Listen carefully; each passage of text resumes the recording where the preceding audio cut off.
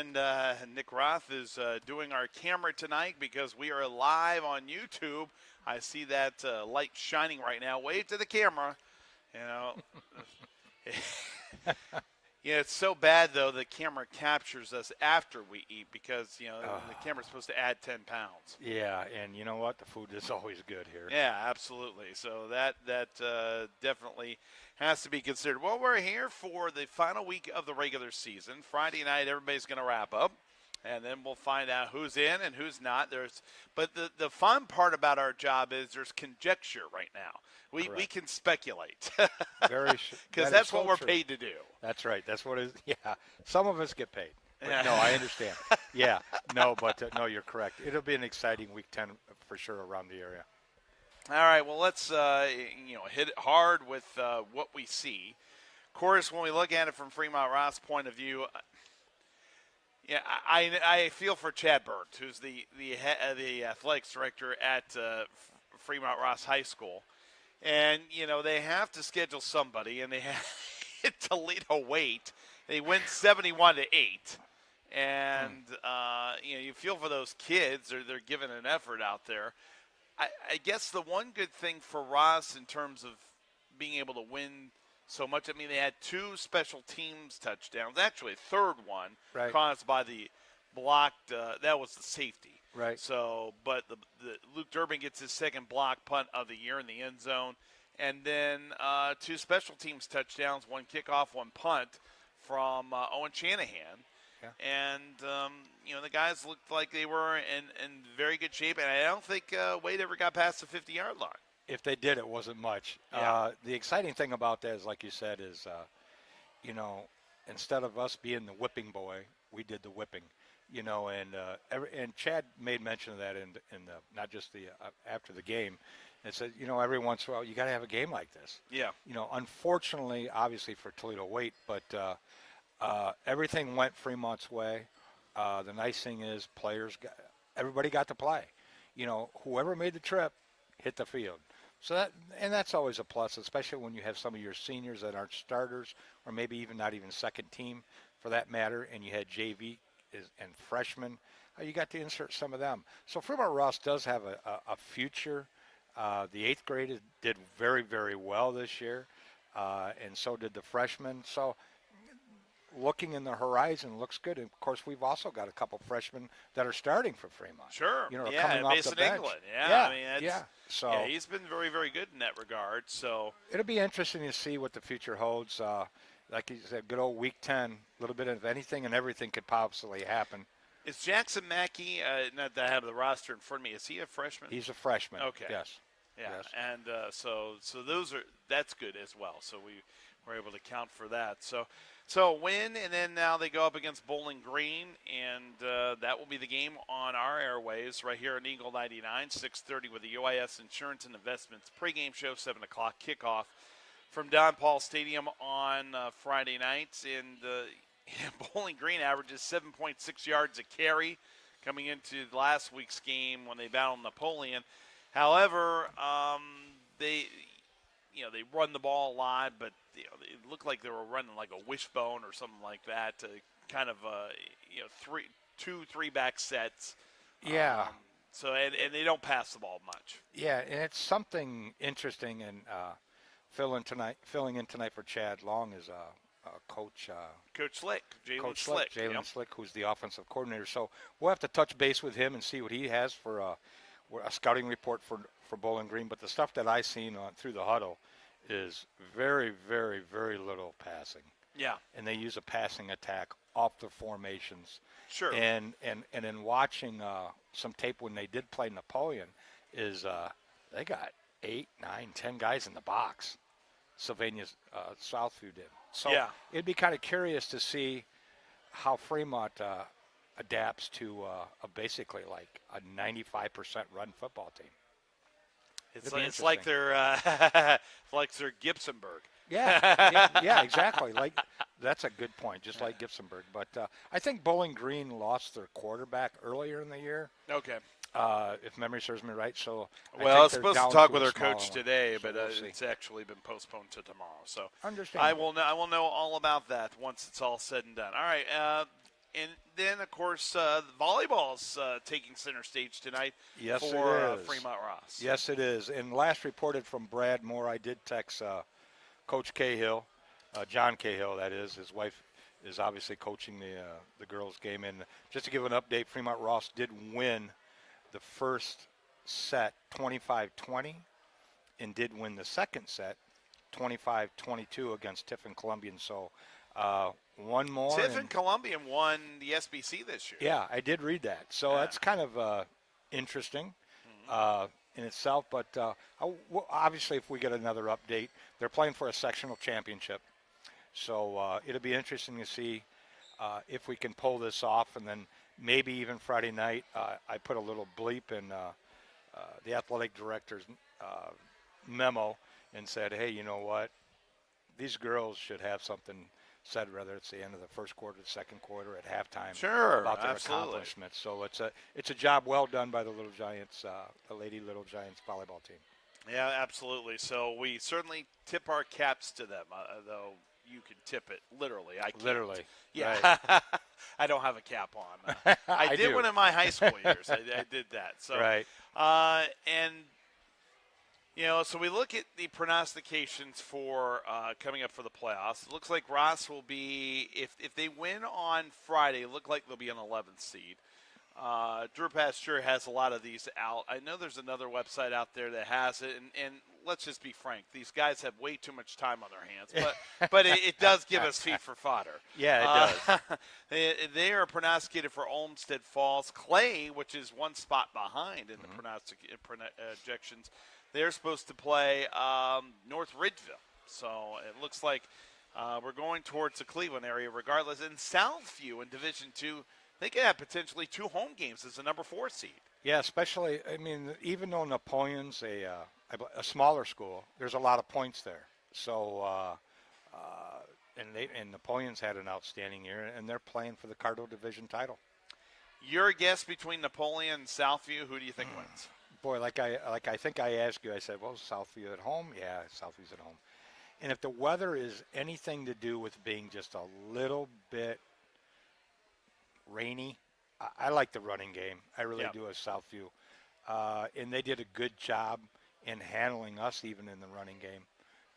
And they kept committed with the run. And they sure it's did. not like they shied away from it Right. and said, because Right. that's when you get and you know, it's human nature to, if it isn't working, you got to fix it Right. and do something else. But if you know you're true to yourself, then that does make a huge difference. Yeah, and I think Fremont Ross was tied at the half on that game. If memory 7 serves me all. right. Yes. You know, it was 7-all. So, I mean, they came out like gangbusters, and they stayed with the run.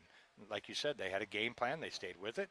And, you know, they smashed us in the mouth the second half. Isaac Sexton, their big running back, who, by the way, set the school career rushing record in that game against Ross.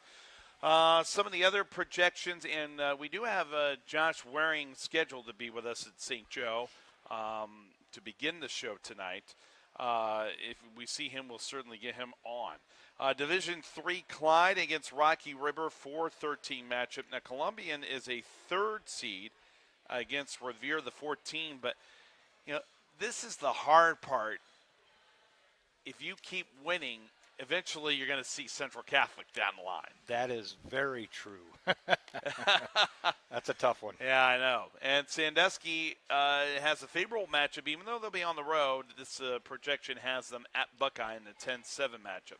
Division IV, Bellevue a 7th against Wauseon a 10. Now, these are just projections. These are not, you know, we could have upsets on Friday night, sure. and this could all of this could be thrown out as trash by the end of the night. But Perkins is slated to be a number 1 seed against Kenton, a 16th, and Napoleon an 11th seed at 6-seeded Van Wert. But Perkins being a number 1 seed, and you know they've had a great year, and you know Jordan, Lesh is their quarterback. Yeah. So he's very, very good at that, and I believe he's now a senior. So we don't get to see Perkins a lot from where we are in our vantage point, but.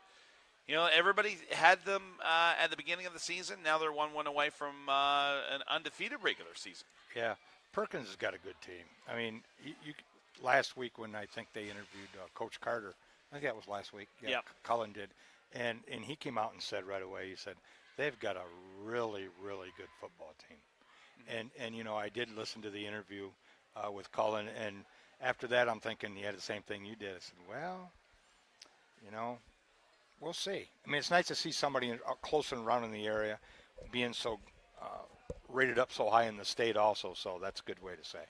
Another good football team, you go down to Division 5 in Oak Harbor right now. They win out, and they won their last game. Then that means they're undefeated, and they'll be a 4th seed. And you want to get in that top 4 because you get the 2 home games. I know that's big for a lot of these schools to be able to not travel your first two games. Yeah, there's nothing like home cooking.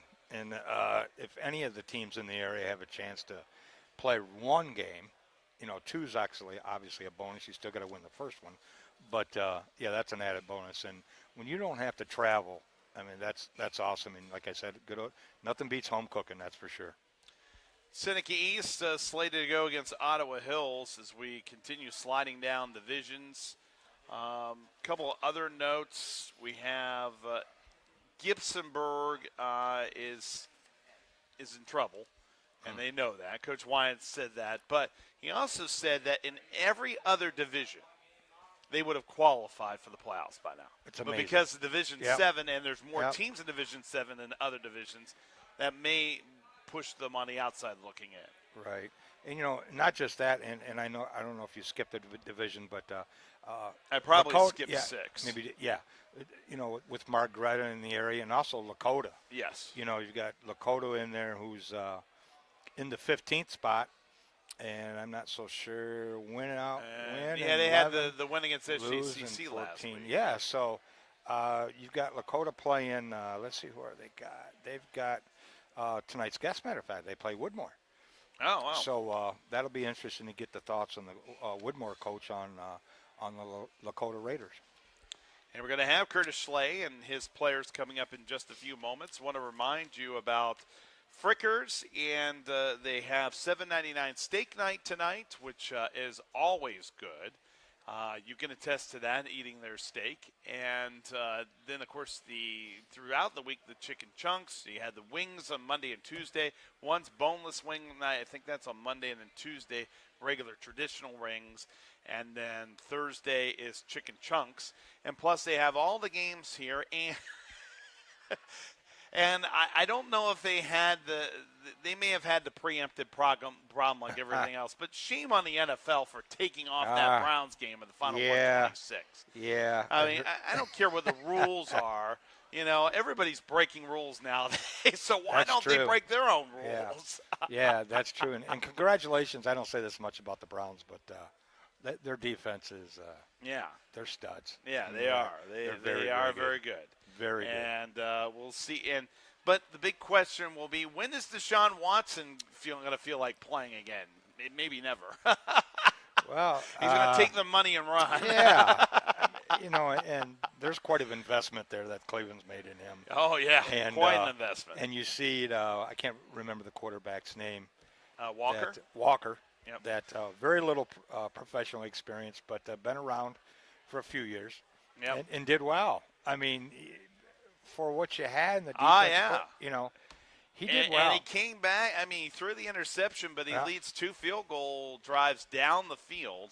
And, you know, give him a lot of credit. I mean, anybody could have hung their head after that. And that is the remark of resiliency when that happens. So, what we'll do right now, we're going to take our first break here from Frickers. I want to thank Shelby, our producer engineer, as well.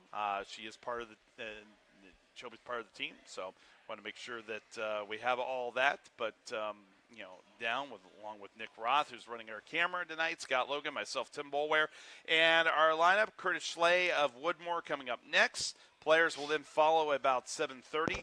Ryan Carter of Clyde at 7:47. Jalen Slick, the offense coordinator, steps in for Chad Long, and he will be our interview shortly after 8 o'clock tonight. Make sure you stop on by and say hi. Of course, baseball playoffs. Third game of the ALCS tonight between the Rangers and the Astros. Rooting for Bruce Bochy. Go Rangers. I like Bruce, but they also have a good manager on the other side as well, and Dusty Baker. More coming up next. We roll along with the Coaches Show here from Frickert's in Fremont, located between Highways 20 and, of course, the Turnpike, right here on Eagle 99.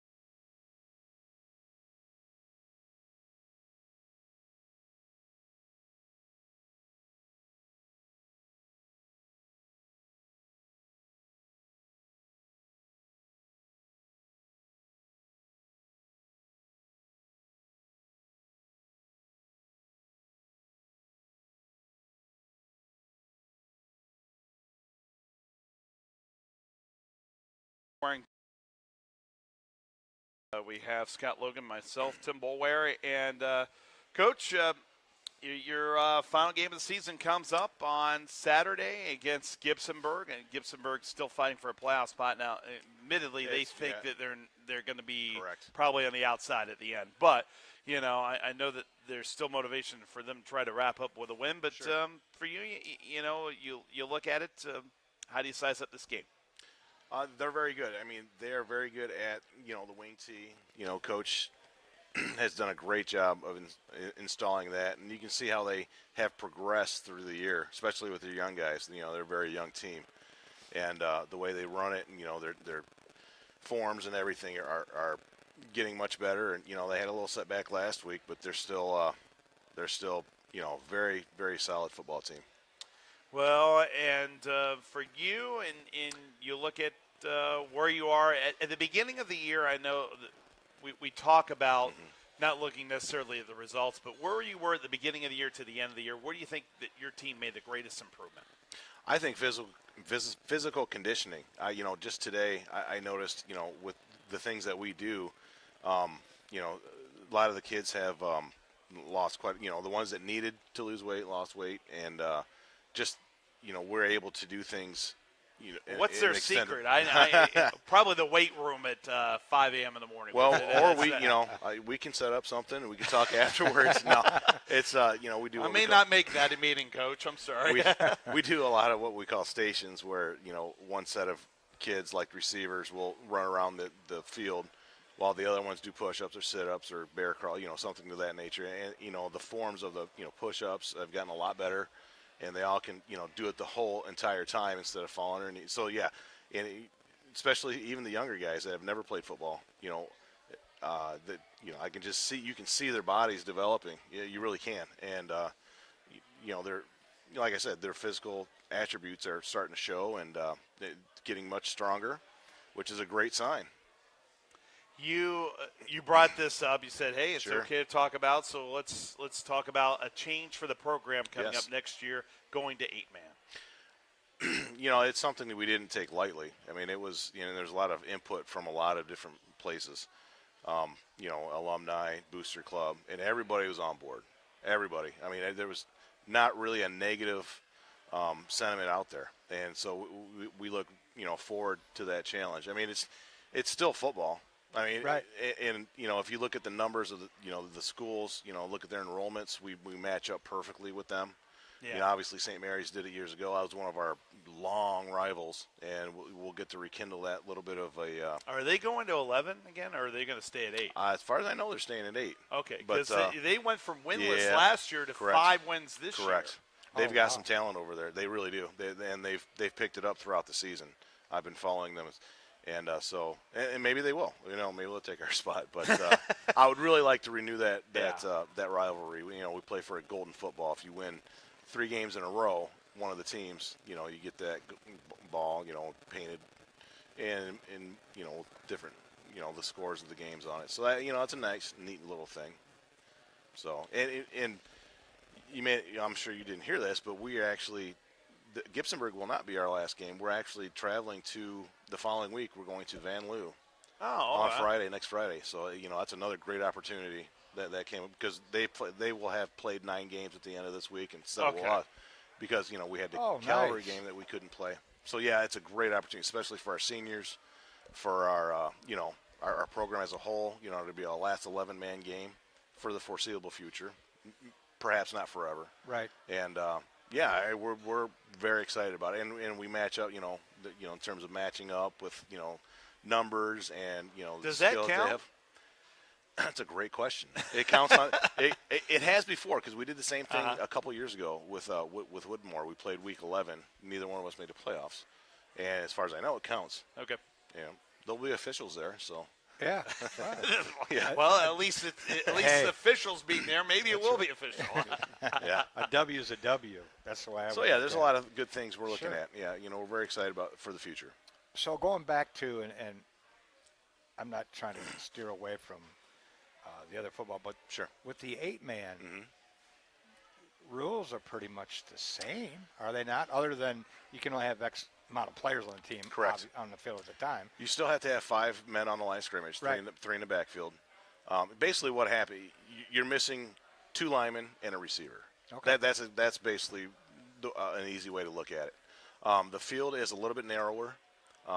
Typically, there's a lot of states that play 8-man. I mean, we're in terms of 8-man, we're way behind. Even Nebraska, California, Florida. I mean, tons of states play 8-man. Some play 6-man. I was in Montana. They played some 8-man too. Yep. I'll be darned. But so typically, based on their rules, the field is 80 by 40. Okay.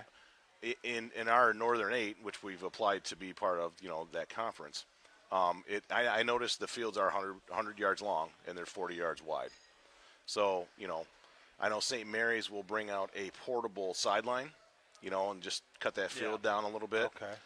At our stadium, for our guys that our junior high program, we just put pylons, inside on top of the numbers, basically, because that's really close to the 10 yards. Well, it'd be 5 on both sides, but yeah, I mean, it's in terms of rules. No, there's no numbering. You don't have to worry about numbering jerseys, which is interesting. Sure. So. Wow. Well, yeah. So and I think for the numbers you have right now, Correct. that does make a lot of sense. But it is hard. It's It's- hard for a school to make that decision. I mean, was there anybody you consulted about with that in making that decision? I have talked to several former coaches. That is, Coach Narducci and Coach Barber, who coached there, and obviously Coach on my staff now, Coach Huffman. He was a former player and coach at St. Joe. Yeah, and they're all very positive. They all understand the dynamics at work here. They see where things are going, and here's an opportunity, for us to. I told the athletic director, I said, sometimes you got to strip things down to their core and build them back up, build them stronger. And that's really, and now if we're going to do it, now is the time to do it, because next year, we're going to lose 4 people total. I mean, Sure. so what we see now is only going to get worse in the just near future. They just sanctioned it as a sport, right? Correct. So Correct. So this is the first year that they're going to have a tournament, and it's run by the Ohio High School Football Coaches Association. They're going to run a tournament, for those teams that are in Ohio, and so next year the word on the street is that the state is going to take it over Okay. and provide. So I know, and I'd almost guarantee that this is not. We're going to have a lot more programs that are teetering right on that level will join the 8-man family, if you will. Speaking of the 8-man family, this has popped in my head. Mm-hmm. So I know, for instance, when a program doesn't have a soccer team, You're correct. Yeah, I know where you're going. Sure. so I'll flip the switch a minute Mhm. from 8-man to 11-man. Mm-hmm. So does the student athlete have a choice, or does the state say, well, you have an 8-man program, so therefore you offer football, Correct. so you must play 8-man, or can they jump? To my knowledge, that if it's a sanctioned sport and you offer that sport, whether 11, 8-man, 3-man basketball, 4, whatever. Sure, yeah, But you play at that school. Interesting. To my knowledge, I could be wrong, but it only makes sense if they offer the sport that you want to play. Right, That whether 6, 8, right. 11 man. But So, you said then maybe the state was thinking about taking over next year. correct. They will So- be running the exactly. So then you got something that's a Sure. little teeterish, Mhm. because now all of a sudden Ohio High School Athletic Association isn't identifying as an 8-team. All right, I see what you're saying. You see what I mean? Yeah. So I'm kind of curious Sky, what that's all about. Don't you know anything about politics? The state is always taking over stuff. Well, they do a lot of that, that's Sure. for sure. I was just kind of curious how that would, because I know there's a lot of different schools in the areas. Mhm. Just like Old Fort doesn't offer football. Correct. So, I mean, I understand they don't offer it, so you can go elsewhere, I would assume, Yeah. to be able to do that. So I was just kind of curious how that's going to roll out. But I think overall, I think it's the right direction. I've been hearing little tidbits Sure. 2-3 years ago, Yep. but Yeah, this it's doesn't- just an idea. If it was just to get there, Right. This didn't happen overnight. Sure. This is something that was put into place, years ago. Right. It really, Sure. it really is. right? So, and it was, a decision was made that, let's do it. If we're going to do it, let's not talk about it. Let's get Just it do over it. with and do Yep. it. Yep. All right. Right direction. And it's still football. You still have to hit. You still have to Yeah. tackle. You still Yeah. have to block. So, the kids have the opportunity, and we're still going to travel the same. And we're still going to, we might even travel more to different places. So, Sure. depending on how the schedule plays out. Plays out. Cool. Final question for you. I want to compass this. Usually I don't ask a two-parter, but I will. Okay. And because I'm the host of the show tonight, maybe I'll have to be a little more latitude.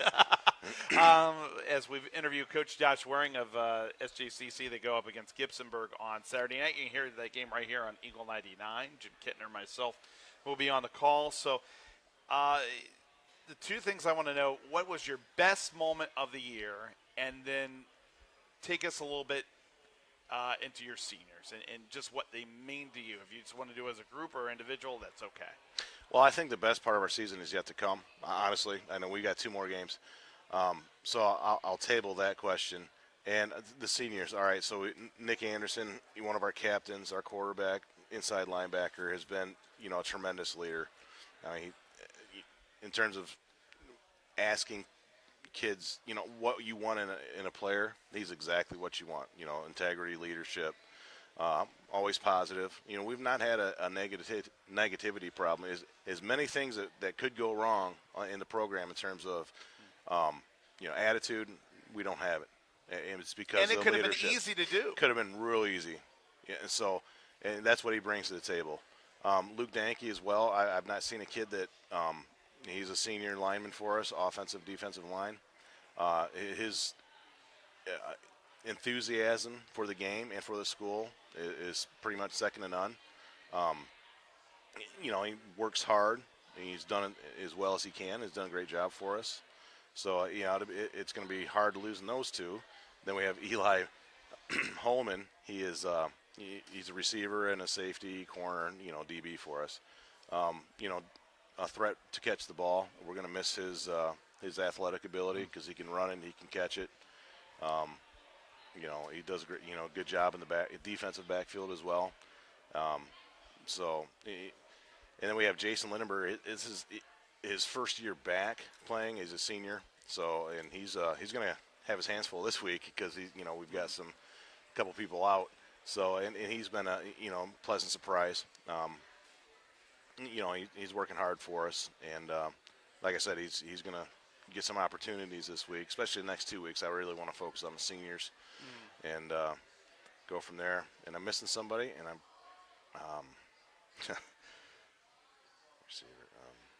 Hey, we'll if come back you to it. miss Hold on. somebody, no, I can't well, do this. okay. Go ahead. You can I was looking fill for. it in. I was looking for. I was looking for a roster that you had given me earlier Sure. in the year, and I don't think I can find it in my emails. And I'll probably find it right after the show's over. Sure. So, I'll be doing some apologizing. That's for sure. well, I will say this: if you don't mention them, we will mention them double time on Saturday. Fair enough. That'll work.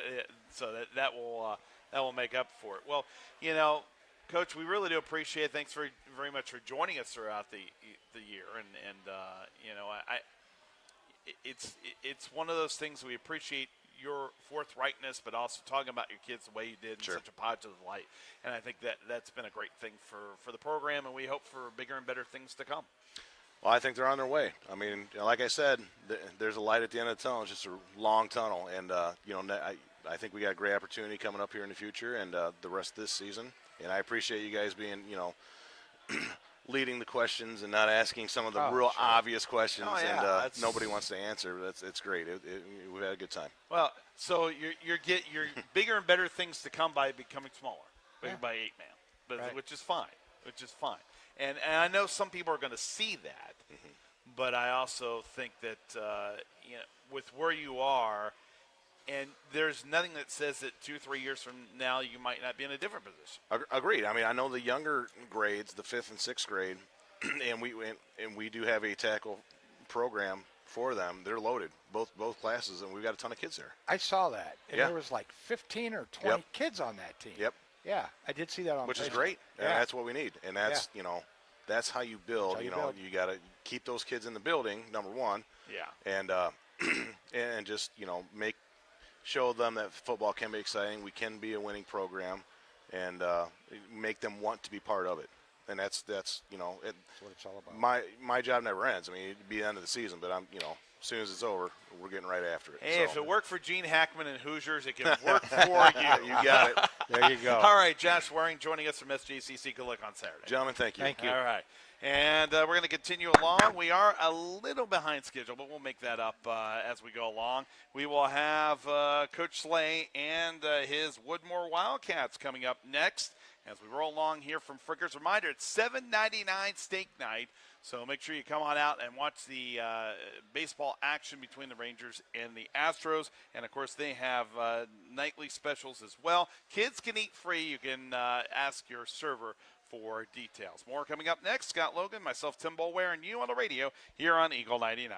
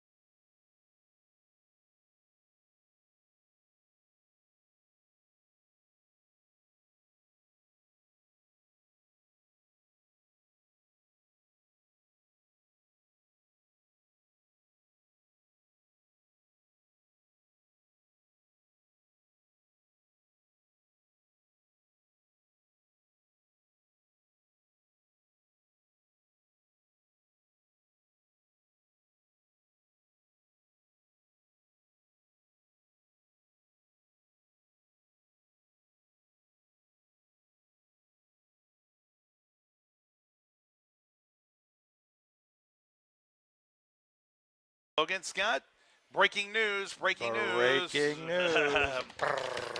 Anyways, Fremont Ross went on to win 25-20, 25-22, 25-20 to capture the sectional volleyball tournament. So Little Giants on a sweep, and just to find out that they will play the winner of Perrysburg or Notre Dame on Monday at Hopewell Loudon at 7:15. So And they've already beaten sectional champs. Perrysburg. And they have beaten Perrysburg. I don't believe they played Notre Dame. I don't No. believe they played even No, outside but the well, conference. of yeah, Notre they Dame. used to play all the time. They used to play them all the time. So hats off to them. All right, we're going to turn our attention to Woodmore Wildcat football. Coach Curtis Slade joining us.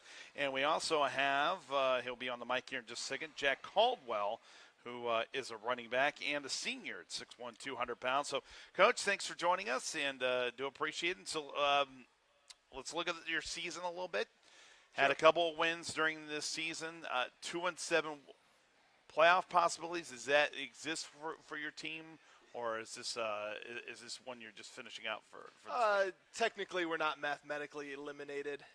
So for us to make the playoffs, we have to beat Lakota. We have to have the teams that we beat win, and then a couple, teams ahead of us in the region fall. So it's an extremely small chance, but technically not mathematically eliminated. Yeah, so. well, as long as they say technically not mathematically eliminated, and of course math was not my best subject, so that means you just play out there and you win. So, well, why don't you go a little bit into your season?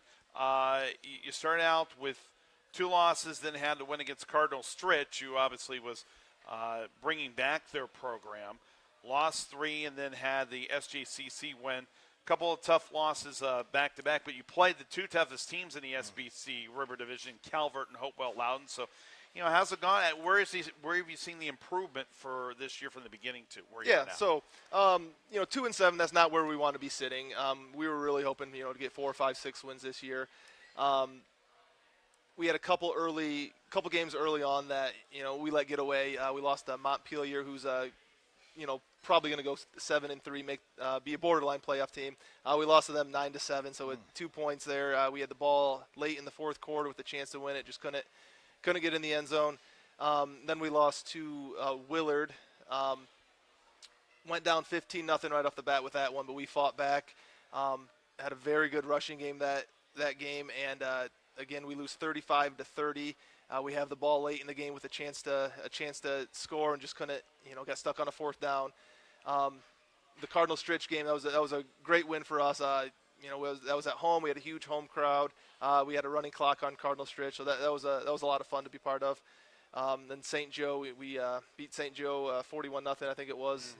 Good shutout there. So 2 awesome wins in a couple games that were just a little bit short to be where we wanted to be and have a shot at the playoffs. The last 2 weeks, though, we had undefeated Calvert and undefeated Hopewell Loudon, both state-ranked teams. And they're going to be playing for the title this week. Yeah, absolutely. So we got 2 undefeated teams playing week 10 at Hopewell Loudon. So that's going to be a good one for those 2. But they're 2 big physical teams, and we struggled with them. So Is there the physicality of the game for this year, and of course you said those 2 teams are very physical. So is there a team that gave you trouble? Where do you hope to see improvement for your squad next year after learning from those kind of games? Sure. So one thing that we preach to our players is, hitting the weight room, especially in the off season. We want them to wrestle, play basketball, do track, baseball, other sports. But it's, consistently hitting the weight room and being able to, go pound for pound with, a 300-pound, Tiffin Calvert lineman and, not get pushed back every single play. So, up front in the trenches is a big, part of where we need to get a little bit better, get a little bit stronger to move forward in the future. All right, Scott? Yeah, going back and looking, boy, 9-7 football game. I can't imagine. I mean, I assume the weather was okay. Yep. Or was it just a good, hard-nosed football game and the 9th point? So 3 field goals, or what happened? Do you recall? That was a safety. Yeah. So we opened up the game. Okay. No, it was a beautiful game. That was week 2 at Montpelier. 80 degrees, sunny, beautiful weather. We opened up the game with an interception, and we tried to return it out of the end zone. Got stuck on the 1-yard line. They gave us a safety. I think it was our first or second offensive play. Then they missed an extra point when they scored a touchdown later. But our defense played outstanding that game. I think they only had like 110 yards of total offense. Montpelier did. We score a third or fourth quarter touchdown and they had the ball, and same thing. We got stuck about the 40-yard line, just out of field goal range, late in the game. That game we did miss 2 field goals, so we moved the ball. We just couldn't capitalize, couldn't get the ball through the uprights or in the end zone as much as we needed to. So 9-7, that one hurt.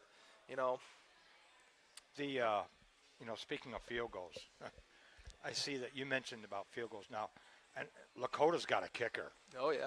I mean, literally didn't know anything about this. Brandon about, Leal hit a 56-yarder. 2-3 weeks ago, we Yeah. were talking, and Coach Leno had made a mention that I got a kicker. What are you talking about? He goes, it makes it literally just makes. I got a different kicker. Nobody, sound. everybody has kicker. We have a kicker. So that's interesting and great for around the area as it is. I don't care what school you're from. Yeah. If you got someone that's popping 50, 55-yard field goals. Oh, that's awesome. Absolutely. We watched that on film, and then it was, I won't say more impressive, but he missed it. But he attempted a 59-yarder. I think it was against Gipserberg, and just missed it. I don't know if it was a little short or a little right, but it's hard to see on film, but it was right there. And so he's got a leg on him for sure. I can kick 56-yarders in my dreams. In your dreams, sure. Yeah. That or you're kicking it 3 times. I don't know. Exactly Spot right. one, Yeah, spot two. it's whatever that adds up to 56. So, as we interview Coach Slay of Woodmore, and we're going to talk to one of his senior running backs, and Jack Caldwell here in just a second. So, what have you seen from your team? Let's look at the offensive side, defensive side. Where have things gone for you this year offensively, and then where are the things that you're addressing on the defensive side of the ball?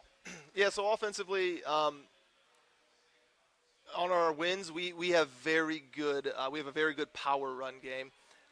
We like to pull our guards. We're a shotgun. We like to pull our guards, and there was what game was it? I think it was St. Joe. We had over 550 rushing yards. So certain games, when we block things right and our schemes are right, we run the ball very, very well. Our top receiver this year is Brady Thatcher. I think he's got over 330 receiving yards, which we don't pass a ton. We only pass maybe 8 to 10 times per game, but he's done a very good job. He's a new player for us. He didn't play last year. He's a junior, and he's come out 15, 20 receptions for over 300 yards. Very nice job. Defensively, our defense early on in the season did an absolute excellent job. When we're talking about points and yards per game, there were several games where, because our offense couldn't get going, our defense kept us in the game. But like the Montpelier game, for example, we're right there with us. Our defense did phenomenal. Our offense just couldn't find the points. And then we talk about the last 2 weeks. 2 very good teams, and we didn't have an answer for Tiffin Calvert and Hopewell's offense. Moving the ball, and they were very physical with us. So, but other than that, Jack here sitting next to me, he's got over 740 or so rushing yards, 10 touchdowns on the ground, and no fumbles. 0 fumbles. Yeah, zero so fumbles. that's been good. So. Yeah, absolutely. And then on the defensive side, he's our starting middle linebacker, makes the calls on defense. He's got over 110 tackles. Couple sacks, lots of tackles for losses. So he's done an outstanding job on both sides. So one last thing, and then we're going to turn it to the players. And changing over, you were in the NBC last year, so you changed over Correct. to the River Division, the SBC. How has that change been for you? What have you noticed in terms of the competition, the prospects for the future because of the level of competition? How would you gauge it? Sure. So I think the biggest thing is roster size. The SBC River Division has great teams. You look at, like I said, we're talking about Calvert and Hopewell, both state-ranked teams, undefeated. There's going to be a couple other teams in the playoffs or borderline playoff teams. So the competition's still, very high. When it comes to roster size, this year we're over 40 players. The last couple of years we've been sitting right around 30. And so when we play, the Gipsenbergs, Lakotas, St. Joe's, and everybody's, between that, 25 and 45 player, roster size, when it comes to special teams players, and, other teams might have starters on special teams and things like that. So, and a lot of two-way starters for, all the teams. So that's probably the biggest difference for me is, roster size and, how much every player, how many snaps each player is playing compared to the NBC, where the quarterback plays quarterback and he might not play anything else. Yeah. Okay. Got it. Well, let's welcome in your senior running back, Jack Caldwell, and you've had 3 previous letters. So this is your 4th year, your 4th and final year. So has it hit you yet that it's going to be your final game on Friday? Yep. And, Sure has. and what are the emotions that you first come to mind when you think about this is it? Kind of sad. Wish I had more time to play football. Yeah. When did you start playing football? When I started playing Yeah. football, 5th grade. Okay. And what prompted you to start? I don't even remember. My mom probably made me. I don't remember. Well, obviously you had a passion for it. So what is it that you love most about football? Definitely running into people. That's definitely my favorite part. Did you lay so you play defense as well. What do you like better, offense or defense? Probably defense. Okay. I mean, I like offense, but tackling people's a lot more fun than getting tackled. Yeah, and I know a lot of people say that. So, take us into what do you feel like you do so well on the field? What are some of the things that you've really worked on to improve? Worked on? Yeah. Well, in the off season, I got a lot faster. I lifted a lot more weights.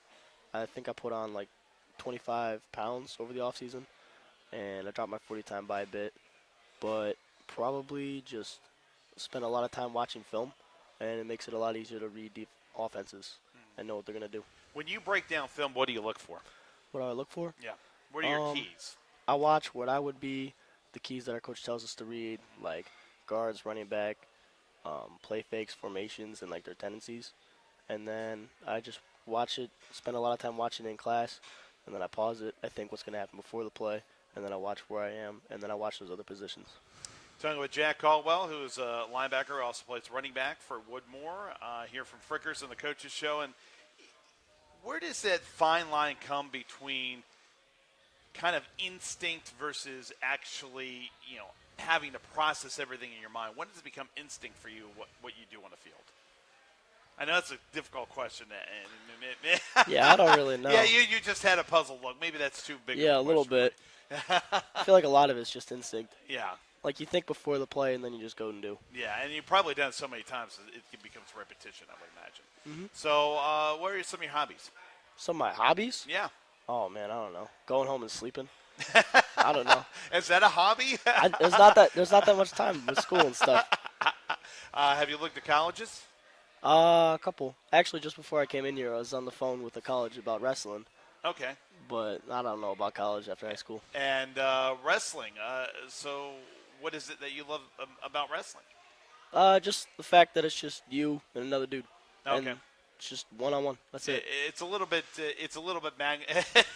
It's a kinda little bit weird. change over in hitting people versus wrestling. So. Yeah, it's just you get to beat up some other guy. It's the best part about it. Very interesting perspective. Why don't you tell me a little bit about your family? My family? Yeah. I got a really big one. Okay. I got How many? 6 siblings, and then just 2 parents. So Okay. it's not that packed, but it's kind of packed.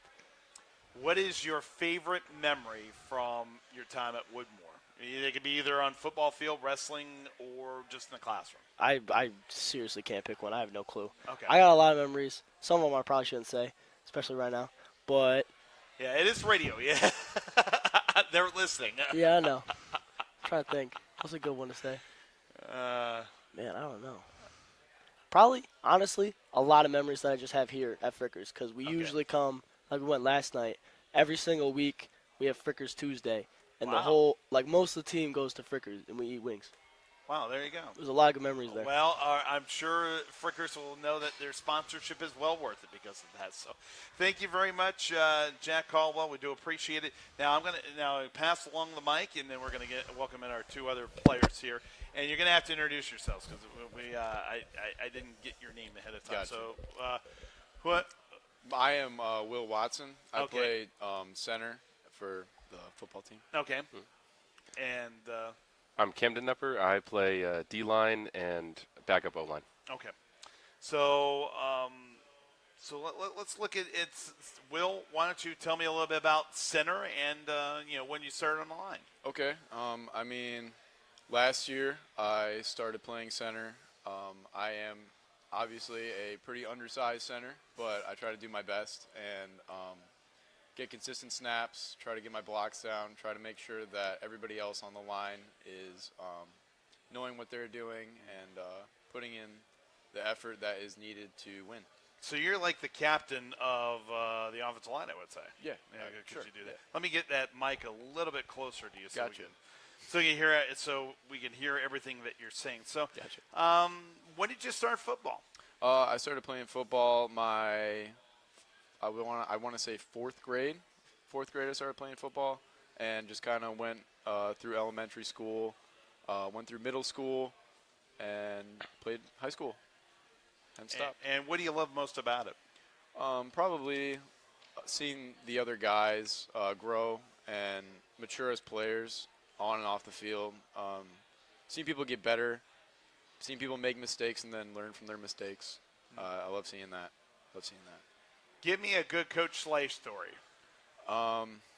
Coach life story. Yeah, anything that you have that it would be a good coach. Anything that you remember about Coach and your time at Woodmore. Coach Lee has just always been a very consistent coach. I mean, somebody who's always week in and week out. He's trying his best to put us in the best situation to win. He always provides us with stats, provides us with everything we need to know, formations, everything. And we're very appreciative of Coach. Have you looked at colleges yet, Will? I have not. Okay. So what would you like to major in? I would say probably education. Okay. Yeah, I like education. Why so? I like education, especially history. I think that I would be a good history teacher. Favorite part of history? Probably World War II. I'd probably Why say so? I think it's very interesting. Yeah. I just think it's very interesting. Yeah. Well, very, very good. Yeah. And, World War II does have a lot. I made the mistake in college of taking World War I. Yeah. Which was a big mistake. Right, yeah. Because we really didn't have that much involvement in World War Right, I. right, I mean, we got in late to the game. If it was a football game, we would have been there in about the late third, early fourth quarter. Right. All right. So, any other stories about these guys? I mean, what are you going to miss most about them? I mean, these are my guys. I've known them and been with them through pretty much my whole life. They inspire me, and they encourage me, and I'm just going to miss hanging out with them all the time and being on the field with them. Yeah. It might not hit you until after the game. Yeah. It might hit you before the game. Who knows? Right. Who knows? Well, Will Watson, do appreciate it, and you played on the varsity for 3 years. So Yes, sir. Very, very, very good. So, all right. What number? I'm 67. 67. Okay. All right. That's and it's Camden Nepper joining us. You play line as well, so you play a lot with Will. Yeah. So, how's that communication with you and him on the line? It's pretty good. I mostly line up across from him during practice, so it's just us hitting each other as hard as okay. possible. And who usually gets the better of that? Now, he's on the mic, so he can actually speak for himself. You know what? Next question. Very, very good. I got that. So you also won a couple of letters on the team as senior, and what is it that you like most about football? The team. I love the team. I love coming in every day, seeing my guys, and we get to work, but it's a good time working too. Yeah. When did you start football? I started in 8th grade, Okay. so a little later than these guys. Yeah. Okay. Was that prompted by somebody you knew, or you Yeah, just him. said, "Hey"? Really? Jack, yeah.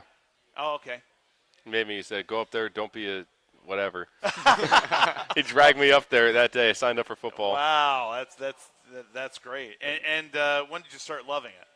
8th grade. Okay. 8th grade that same year. So it kind of hit you for that. Now, yeah. Did you always play line? Yeah. Okay. So that was your calling. So that's good. Any memories that you have playing for Woodmore? There are a lot of good ones. My favorite's probably morning lifting. over the entire offseason, we came in Monday, Wednesday, Friday, pretty much every week. And we'd, just me and Jack usually, Will came sometimes. And we'd listen to some weird music that one of our coaches put on, and we just work every day. And I added 200 pounds to my squat over the last offseason. Like, What made the music so weird? like German EDM music. It was the weirdest things you've ever heard. German techno. Will, can you attest to that? Okay. Yeah, I mean, it was German techno. Very Oh, okay. interesting. Some Polish random stuff. I don't even know. I have not. I've not heard that. It's too bad we can't play a Simba down. Right. It sounds much weirder at 5:30 in the morning. I'm sure it does, but it does wake you up to motivate you, or, Yeah, or cause you definitely. to say, "What is this?" Yeah, definitely. Take us into a little bit about the support from your parents about what you wanted to do. For my parents, they've been amazing. My parents, neither of them were very big into sports in high school. They both did band, and my dad majored in was it jazz studies, so he wasn't never a big football guy. But I decided to do it, and they went with me 100%. Show up to all my things, do a great job.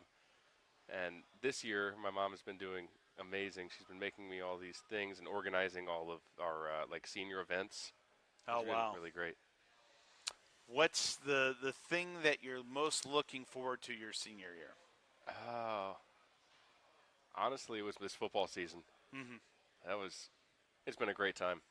So did not Well, disappoint. that's good. And I mean, and there's nothing else. I mean, after this, we got more off-season lifting and help out the younger guys and teach them how to lift, make them work hard. Do you enjoy helping out younger guys? Absolutely. And what do you like most about it? I like how they will actually respond. It's great seeing some people who 2 years ago wouldn't try at all becoming some of the best players on the team. It's amazing. Okay. So Camden Nepper. One other. So have you looked at schools yet? Yeah, I'm kind of procrastinating writing my essays right now, but my mom's on the line. She'll get that one. Oh, But- okay. Have you looked? Is there a school in mind? Probably Ohio State right now. Okay. But And you're gonna have to start saying the Ohio State University. the Ohio Yeah, State yeah, University, yeah, my bad. Exactly. Sorry yeah. to all the people. Yeah, all the Ohio State fans say no. The Ohio State I'm University. sorry, guys. The Ohio State University. Yeah. And what do you want to major in? Probably computer science. Oh, wow. Good. Why computers appeal to you? I've been messing with computers my whole life, but I like the little problem-solving aspect I can get into. It's just enjoyable. Yeah, it clicks in my head. I like it. One last question. Any coach stories that you want to share tonight? Oh, Coach Lee specifically, or Yeah. any coach? Oh, Coach Lee. Oh, let's see. Cade Limes. Oh, you're gonna have to explain that. All right. Freshman year, our first game was against Otsego, and Otsego, every single day from maybe June, he was telling us about how crazy this one guy, Cade Limes, was. He was a D lineman, and every day it was getting in your face. Would you let Cade Limes do this to you? Cade Limes is here. Would you be able to beat him right now? Every day, and I mean, he was all right, but he wasn't. He was not the myth we made him out to be. Oh, wow. That is interesting. But hey, it motivated you to do better. So that's the most important, and that's what coaches do. So, well, we do appreciate you joining us, Jack Caldwell, Will Watson, Camden Nepper, and we all we want is the best for you guys because you guys are our future, and you've done great for Woodmore, and we certainly will be rooting for you as you graduate and take that diploma to the next level. Thank you. So, thank you, and then thanks for being with us at Frickers Coaches Night. That's great, and and for coming every Tuesday night. Oh, we love Frickers. All right, well there you go. So, Coach Lee and of course the guys here at Woodmore, and we do appreciate them joining us. And a reminder, hey, that's the traditional wing night as well. So that's why when Jack Caldwell said, "Hey, we were here for wings." That is what they have as a special on these Tuesday nights here at Frickers. We're going to move along next. Ryan Carter comes up next from Clyde. Scott Logan will be joining me again as we roll along with the Coaches Show on this Wednesday night, Hump Day Wednesday. More to come after this here on Eagle.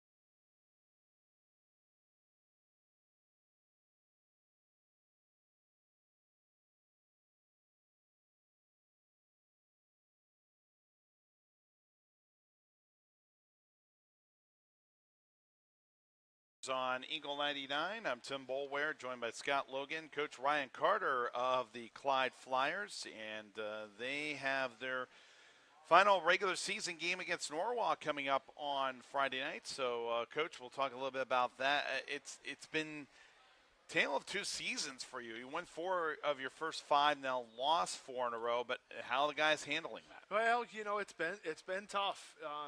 Being honest with you, we've tried to get kids comfortable in some positions, and we just continually have been, losing kids, whether it be for season-ending injuries or weeks at a time. You try to put in a good game plan. You try to get yourself ready to go, and you get out there on Friday night, and a kid goes down here, a kid goes down there, and all of a sudden you're scrambling to put kids back out there. And we've had to play a ton of young kids, which is good in the fact that you're getting a lot of kids, a lot of experience, but they're young kids for a reason. They're not really ready for Friday nights, and as you can see, our schedule hasn't did us any favors in the course of the last couple of weeks. But hey, I've said this before: teams are not going to feel sorry for us. We know that. Our kids got to strap it up and get out there and get ready to go, and that's what we're going to try to do this week against Norwalk. Well, not to make this as an excuse, I'm just doing these quick numbers on the fly. 26-7 are the teams that you've played over the last 4 weeks, and that includes playing Sandusky tough, losing by 10. You've also Perkins is supposed to be a number 1 seed in their district. Columbian is lost 1 game on the season to Bishop Watterson's ranked 4th in the state. How are those teams at least groomed you for what you hope will be success in the playoffs? Well, you hope that they've made you tough, and but it also comes kind of twofold. If they make you tough, but they knock some of your kids out, it's tough. But I always say this about our league. Our league always prepares you for the playoffs, no matter where you end up, no matter who you end up playing. You are going to be prepared to go play. Now, whether you're going to have enough in the tank when it comes to Week 11, and even if we get in Week 11, that's still a question mark for us. We still have to see what we can get done this week against Norwalk, and they're fighting for their playoff lives too. So it'll be a battle for us, and like I said, our kids have grown a lot. Our kids have matured, but we're still playing with a ton of young kids and a ton of inexperienced kids. What injury has been the most difficult for you to overcome? Well, I say this, and we've had a number. To be honest with you, we've had a number of key kids go out. But in that Cardinal Mooney game, we lost our quarterback, and he was our starting quarterback and our starting safety. He was our long snapper, short snapper. He punted out of the shotgun.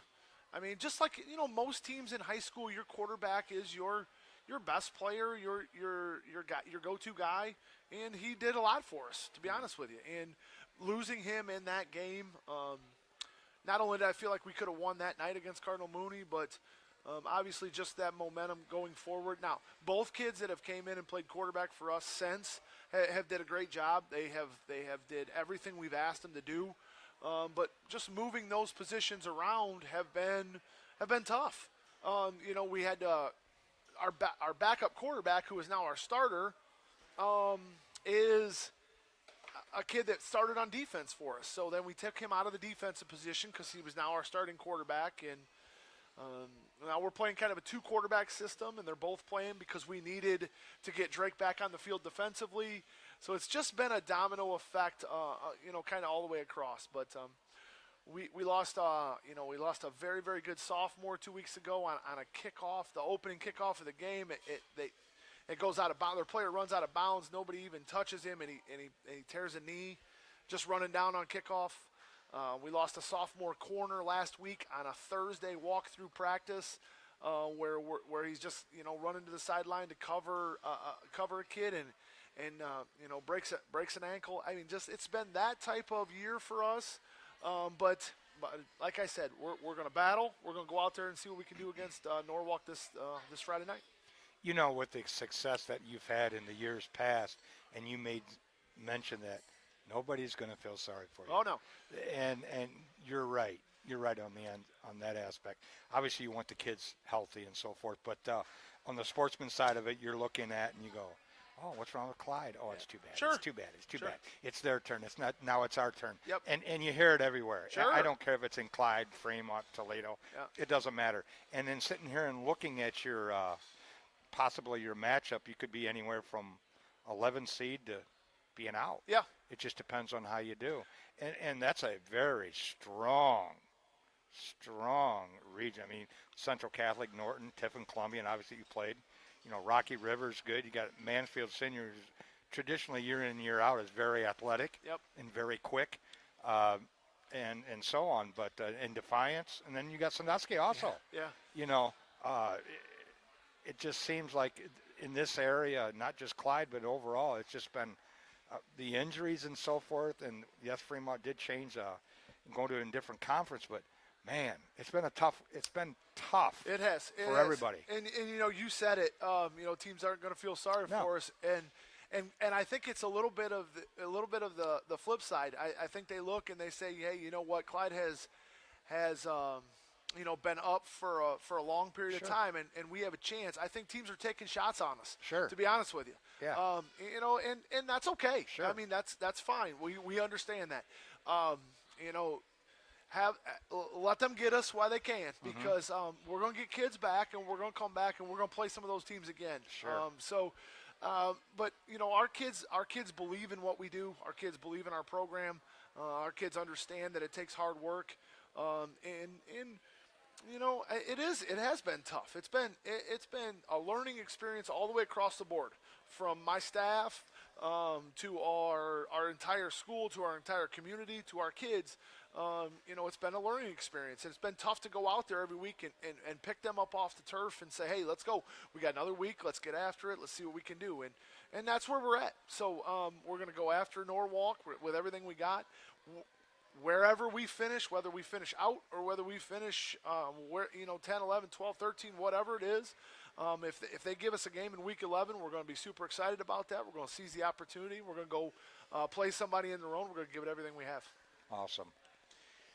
Now, as we wrap up with Coach Ryan Carter, and we're talking about Clyde football, and you know, to be able to get that 5th win of the year, what would it mean for you to break your losing streak and to go into the playoffs with some momentum? Well, I think regardless, you just want to play your best football at the end of the year, and with where we're at, we would like to play a solid 4-quarter game at the end of the year and keep all of our guys out there and see what we can do with the game plan we put in for the week, and see what we can do if we keep them all out there on a Friday night. And you know, I think it would be huge. I've been very, very fortunate to have the kids that I've had and the staff that I've had for the course of 11 seasons over there, that I've been the head football coach, and 9 before that as the head basketball coach. And we have made the playoffs every single year I've coached. So for us to win this last game and secure ourselves an opportunity to go play in week 11, I think is huge for our program. And you know, that's going to be our rally cry this week. And you know, but like I said, Norwalk is playing for their playoff lives as well. So their kids are going to be out there battling just as hard as ours. Is there anybody that's taken the mantle of leadership for your team because of these injuries and said, hey, follow me? Well, our 4 senior captains have did a nice job of holding it together. Now, you know, a couple of them have been out a couple of games. We've missed a couple of games with my senior captains, but you know, and that's what you look for is senior leadership, and you look for that kid that's been through the fire before to lead your group, and that's what we're asking our kids to do. You know, we had a senior captain leader stand up today and say he's not ready for his season to be over.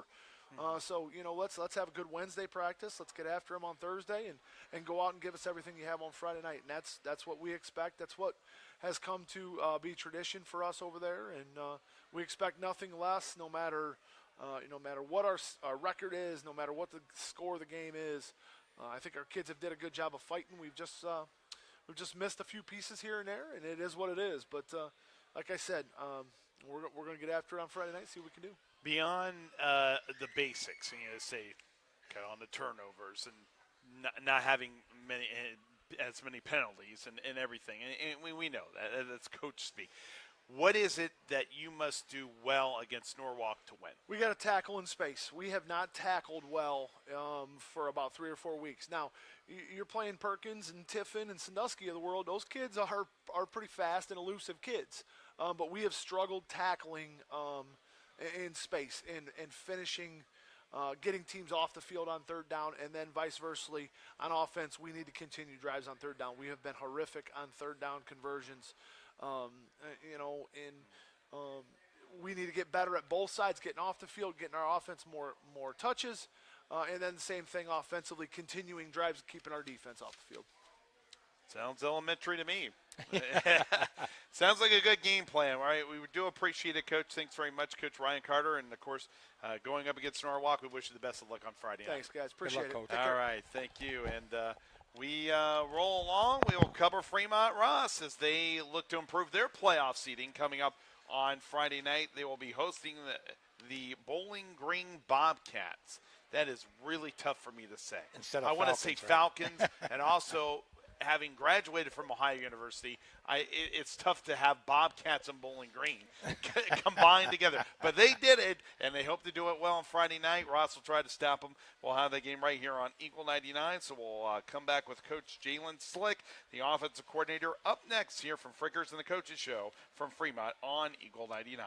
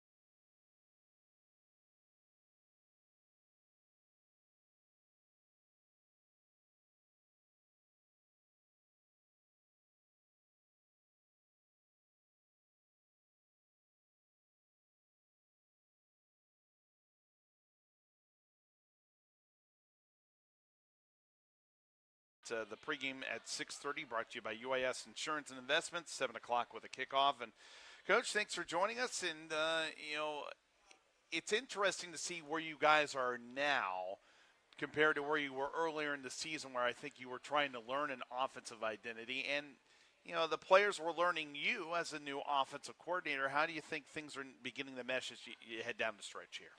Yeah, at the beginning with the new system coming in, we always expect to do great no matter what. Obviously, there's going to be a learning curve and a learning process. I think as the season's gone on, kids have gotten more confidence in the system, not necessarily in themselves, but in the system itself. Mm-hmm. How do you raise that level of belief beyond just results? Because the results obviously are important. I mean, Correct. if it makes you as a coach more believable when you say, hey, you're getting all these touchdowns, saying, hey, this is working. But when things are not going well, how do you make them believe in the process? I think in practice is the biggest part. When you're practicing hard and mistakes are made, you correct them, and then you show them when the mistakes are corrected. You see the outcome of it.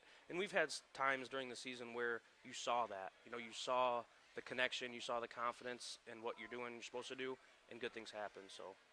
Carson Caden's had a wild season. I mean, and I'm not here to poke at him or anything, but 15 touchdowns, 14 interceptions. I know earlier in the year you had that bullhorn of 3 seconds out for him, so you could the quick release and everything. How do you think, all told, that he's done having to take up this offense in your first year as OC? I think it's a good thing that he's done, because coming off last season, first off, he only got one start in his whole career prior to this season. And trying to fulfill the shoes of what happened last year, that's a big role to take. And playing quarterback at any level is not easy. All the eyes are on you. And he's taken that very well. He's made mistakes. Obviously, every quarterback does. Maybe he's made more than he's wanted to, but he's stuck with it. He's kept his head in the game. He's learning every week. He texts me, hey, Coach, let's watch film. Hey, Coach, let's do this. What can I do, to get better? Because he knows he's struggling. Yeah. But there's times where, as a quarterback, you have to have a short memory. You have to stay poised and just keep moving. I think he's done a great job. One follow-up, how much do you take from your playing days when you were having success but also at times struggling that you can impart to him when he goes through the same things? Especially when you're a quarterback and you're struggling like you think you are, and you're getting your own head, you really rely on your teammates. And you try to look to your teammates and say, hey, look, I need help. I need this. Can we work at this? And like I said, when all eyes are on you, you want to lean on those teammates to kind of support you back up. If memory serves me right, I'm trying to remember what Coach Long said. I believe you used Coach Yease's offense. Does that sound right? Correct. Is that correct? So I remember you playing, so I was on the sidelines too, and it doesn't seem like it just seems like it was just yesterday. And you had an outstanding athlete, a few outstanding athletes on the team, especially with Russ. Yep. And who's gone on and so forth, and playing in the pros and so forth. But I remember him saying that and thinking, well, I'm sure he's going to incorporate. You had to have really strong athletes. I mean, when you had Yeast to throw the ball to, he was one of a kind within reason. And so you took little bits and pieces from that, because obviously the quarterback we have now is not you. Right. And you were a lefty, if memory serves me right. And not saying the lefty-righty thing is a big issue, but it is when it comes to catching the ball. I'll tell you that, because everything's spinning just a little bit different. But tell us a little bit about that's a big jump when you moved from, you were up in the press box at times and so forth, and then you moved to the OC position. I know that's an exciting, and the thing is, it was a challenge. Not just that, because you changed things a little bit from what you did last year. Did you take anything from what offense was last year, and you did tweak it a little bit, or does it have to do everything with the passing tree and so forth? Well, so last year we tried to incorporate a little bit of what we're doing this year. We kind of put this offense into last year's offense. We kind of called it differently. But I had the mindset for this year, I wanted to call everything new. It might have been a little bit of the same stuff, but I wanted to change the names of it so they kind of had a fresh set of mind. Okay. Got out of the old mindset into a new mindset. So that was kind of my whole thought process on that. Okay. So tell us a little bit about Bowling Green and their defense, since I'm sure you've been watching a lot of Bowling Green tape on, at least on the defensive side of the ball. Yeah, so obviously we watch a lot of film, coaches-wise. We try to get as much film as we can in with the players. Their defense is tough. They're a hard-nosed team. Obviously running that wing tee, you can't be weak-minded. And I think that's one thing that they bring to the table is they're mentally tough. They're going to be disciplined. They're going to play sound football. And that's where we have to come in as an offense and do the same thing. If we're undisciplined, if we're not mentally tough or even physically tough, we're not going to do well. So I think if you look at Bowling Green's defense in a whole, they're tough, they're strong, and they're going to do what they're supposed to do, and they're not going to back off. So we have to bring that energy too. 2 weeks ago, your offensive line had problems keeping Carson Caden upright. Last week, it's hard to make an assessment against Toledo Wade. Obviously, they've had a struggles this year.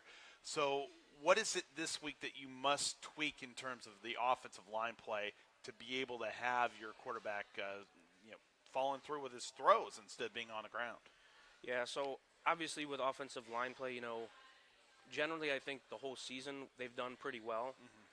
A lot of those guys that are on the offensive line didn't play last year. They're all new starters. So it's been a work in progress. This game coming up, keeping the quarterback upright is huge. We had a lot of blitz pickup sessions, a lot of pass protection sessions. Like I said, I think they've done a good job. They just have to keep the communication going, keep in the game, and not have mental lapses. How much does a solid running game, and you've had that recently with J.D. Moncrief, but how much does a solid running game slow up that pass rush? It does a lot, and that's kind of what our identity has been throughout the season, is running the football. Obviously, coming as a quarterback, I want to sling it 60 times a game, but a good offense can run the football, and I think that's something that we are building on as of now. We came into the season with a different mindset. Yeah, we're going to throw it here, we're going to throw it there, but as the season goes on, you change to the players that you have, and I think with running the ball, it's done us well in the pass protection because you have to honor that run. You can't just blitz everybody that you want. The nice thing is I get one question because that you're an offensive coordinator, and I'm curious. Whatever happened to the tight end? Whatever happened to when the guy's lining up in back of the? I don't know X's and O's too well. I did play the game, but it seems like a couple times I was thinking, why don't they throw the ball down the hash? Yeah. Releasing him right down the hash. Yeah. And of course, you've got so many things going through your head, and I'm not saying I'm an OC by no means of the imagination, but when you see things open up a little bit, and you're like, maybe next time. Because I think you did that a couple times earlier in the season, Yep. if memory serves right. And Yep. I think it worked not great, but it did work. Yeah, it It did did work. work. It had its moments. It had its moments, like you said. So I was just kind of curious on that aspect. And then the other aspect, I'm going to flip the page here a little bit and talk about what possibly maybe you do or don't know what our defense is going to throw at them, because the film that I've seen, the teams are putting 8, 9, 10, 11 guys in the box, and they're and threatening them to throw the football. Right. Of course, they did that one time and broke one loose, and then the ball was smacked away at about the 1 yard line. But they're not a very much of a passing team. Right. I mean, if they pass the ball 6, 7 times a game, I'm thinking maybe that's about their average. But they're a hard running team, and it's, like you said, you got to be disciplined. Yeah. That's the big thing when you're running that kind of offense. Yeah, so with the tight end situation, I think offenses nowadays in general, they want to go fast. They want to throw it to guys with speed. And honestly, it's kind of hard to find a tight end position that can do the whole package. That can block, that can catch, that can run good routes. Not saying that ours can't. Right. It's just hard to incorporate that into your offense. And as far as our defense goes, honestly, I try to stay out of what the defense I is understand. because my Sure. mind is focused on offense and the other team's defense. But I mean, with them running the ball, like they have their identity. They run the football, and they'll occasionally catch you a little bit on the bootleg. They'll try to throw the ball. So I'm sure Coach Long has a plan for that, and Coach Patton has a plan for that. Awesome. Well, very, very good, and we look forward to covering you on Friday night. One last quick question. How's the team's mindset coming into this game? Because you could conceivably still be out. I mean, the odds are pretty small now, but you could still be out. But also to be able to win your last home game, which we haven't won a home game Over a year. Yeah, the last. I'm sure the kids know. Last game was Lionel Senior, so how much does that serve as a motivation for this team coming into the game? Yeah, a lot of weeks in the season we've had rough practices where they're not really mentally focused, and I think sometimes the coaches aren't really mentally focused as well. But this week we've really, really put it on them that, we're facing a lot of adversity. We're not having the best season that we've had. But if you come out here and you win this football game, you could make a run in the playoffs. Yeah. And that's the whole thing that matters is winning the next game. And I think the kids this week, we've had such a good practice. They're focused. They know what's coming up. They know what's on their plate, and they can see the future. Awesome. All right. Well, the future. We hope the future's so bright we have to wear shades. But That's right. bring back a bad '80s song, that's for sure. All right. Well, thanks very much, Coach Jalen Slick, and we do appreciate it. Look forward to our next conversation. Good luck on Friday. Yes, Good sir. luck. Thank you for having me. All right. You bet. All right, we're going to wrap it up here from Frickers and the Coaches Show, and do appreciate you joining us here on Eagle 99 tonight. Shelby, our producer engineer, Nick Roth on the camera for our YouTube page, and then, of course, Scott Logan, myself, Tim Bolware. Bowling Green at Fremont Ross coming up Friday night, 6:30 with a pregame show, 7 o'clock kickoff. Norwalk at Clyde's on 92.1 The Wolf. Perkins and Columbian, you can listen to WTTF's coverage or WLEC in Huron at Edison on 100.9 Coast Country. Of course, in 799 Steak Night with Frickers, they have nightly specials here. Kids eat free. Ask your server for details. And we'll have one more Coaches Show coming up with a playoff preview. John Cullen will have that next week. For all of us here at the BAS Sports Network, we appreciate you joining us and look forward to covering your game on Friday night, and encourage you to come on out, support these young men and of course cheerleaders and everything else, everything associated with the school. Of course, the last home game for Ross this year, so we want to see a big crowd out there. For all of us here at Eagle 99, I'm Tim Bolware. Have a great night.